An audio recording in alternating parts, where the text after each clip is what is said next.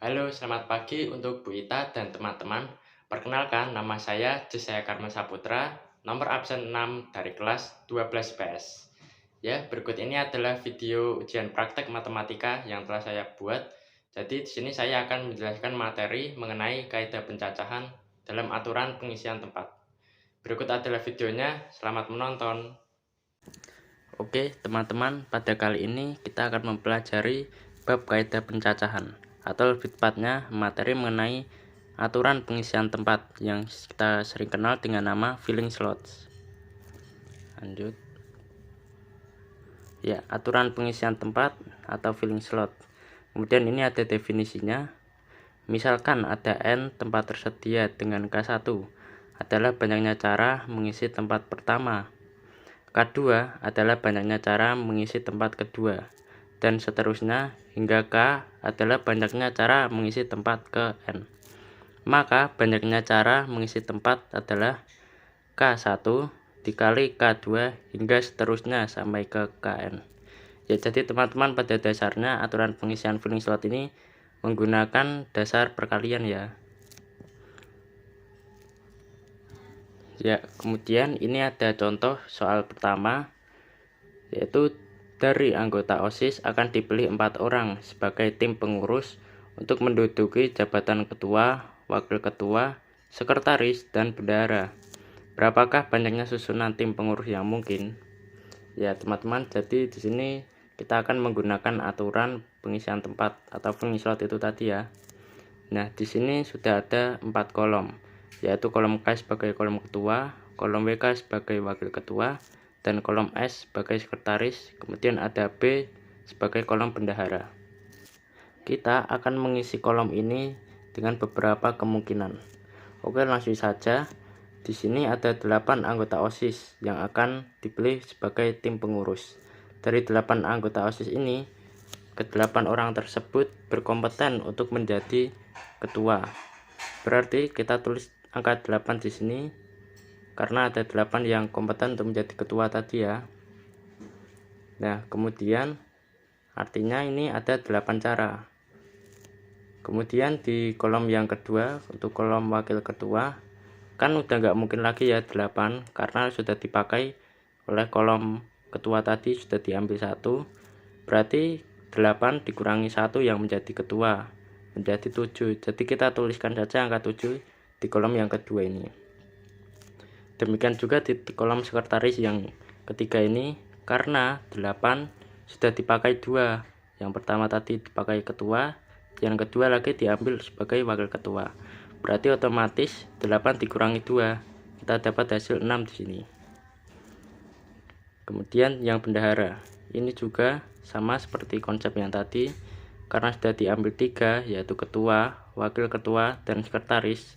Berarti dari 8 anggota OSIS tadi dikurangi oleh 3 kedudukan tersebut, berarti 8 dikurangi 3, kita dapatkan hasil akhirnya 5.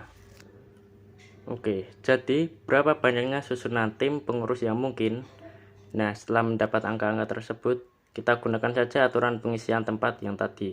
Kita tinggal kalikan semuanya nih, ada 8 dikali 7 dikali 6 dan dikali 5. Lalu kita dapat hasilnya menjadi 1680.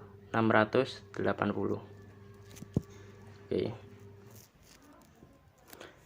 Ya, setelah kita menyelesaikan contoh yang pertama tadi, kita akan lanjut ke contoh yang kedua nih. Oke.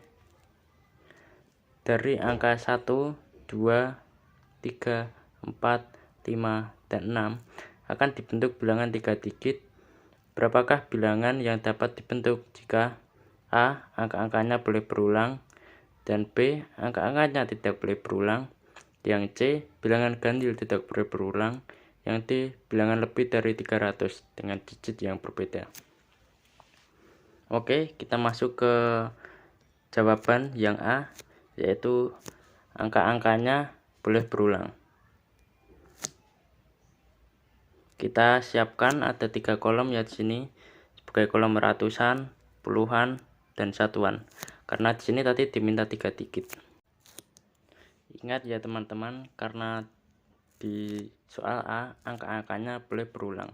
Jadi misalnya ya nih, misalnya kita mau membuat angka 3 digit dengan nomor 111. Nah, ini boleh nih, atau 225. Nah, ini juga boleh ya. Terus kita masukkan ke angka ratusan.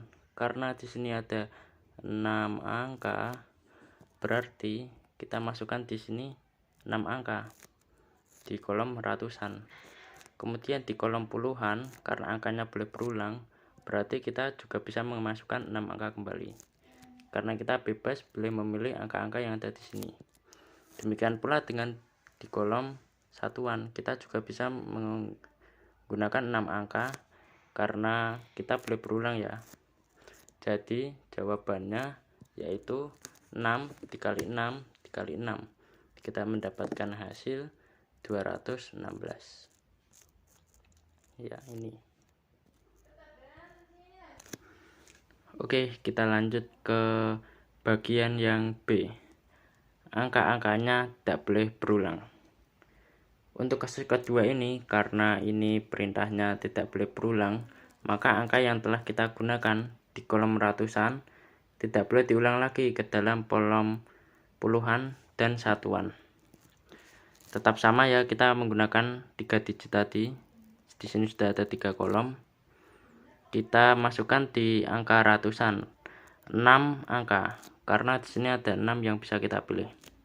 Setelah itu di kolom puluhan tentunya sudah tidak 6 lagi ya, karena tadi sudah dipakai 1 di kolom ratusan, berarti artinya 6 dikurangi 1.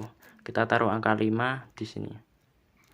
Dan yang terakhir di kolom satuan, karena tidak boleh berulang, berarti sudah dipakai oleh kolom ratusan dan puluhan. Masing-masing 1, berarti jawabannya 6 dikurangi 2, kita dapatkan hasil yaitu 4. Berarti aturan pengisian tempatnya yaitu 6 dikali 5 dikali 4. Kita mendapatkan hasil 120 cara bilangan angka yang tidak boleh berulang. Oke, lanjut ke bagian yang C. Bilangan ganjil tidak boleh berulang.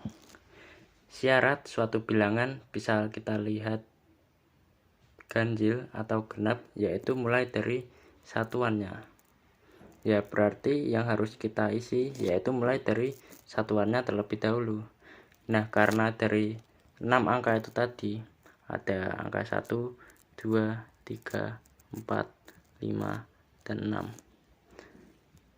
Nah, karena ada 6 angka ini, bilangan yang ganjil hanya ada 3. Yang pertama 1, 2, dan 3.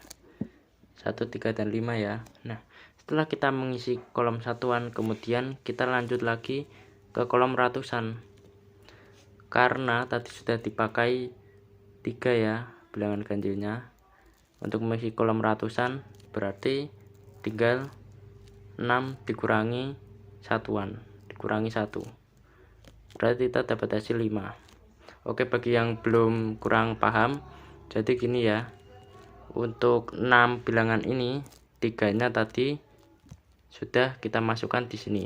Karena bilangan ganjil, misal saja kita coret yang nomor 1. Nah, itu sebagai satuan. Berarti di kolom ratusan tersebut sudah tidak boleh lagi menggunakan angka 1. Nah, demikian pula dengan di kolom puluhan ini. Karena tadi kita sudah menggunakan 1 di kolom satuan dan di kolom ratusan. Misalnya di kolom ratusannya kita coret angka 6 ya.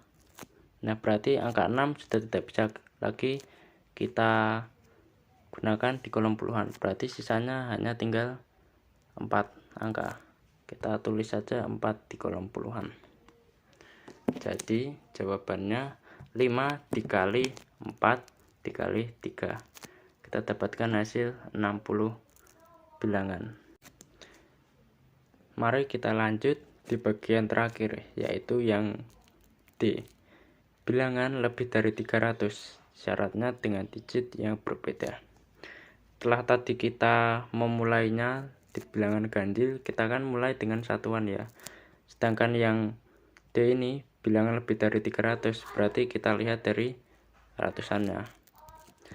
Nah, tadi di antara 6 bilangan ada 1, 2, 3, 4, 5, dan 6.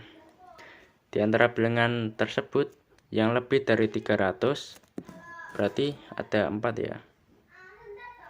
300 termasuk karena 300 ke atas itu sudah terbilang lebih dari 300. Tinggal kita masukkan saja. Kita masukkan 4 bilangan maksudnya di kolom ratusan. Kita lanjut di kolom puluhan. Berarti kita sudah menggunakan 6 angka tadi, salah satunya di ratusan. Misalnya kita coret yang angka 3. Nah, angka 3 sudah tidak boleh lagi digunakan di puluhan. Berarti hanya tinggal 1, 2, 3, 4, dan 5. Hanya tinggal 5 angka kita masukkan di kolom puluhan. Demikian juga di kolom satuan. Misalnya di kolom puluhan tadi kita coret angka 1 misalnya. Nah, berarti tinggal ada 4 bilangan. 1, 2, 3, 4. Kita masukkan di bilangan satuan ini ya, 4. Berarti kita mendapatkan hasil 4 dikali 5 dikali 4. Maka hasilnya 80 bilangan dengan digit berbeda. Itu adalah video pembahasan yang telah saya buat. Terima kasih kepada kalian semua yang telah menonton video saya.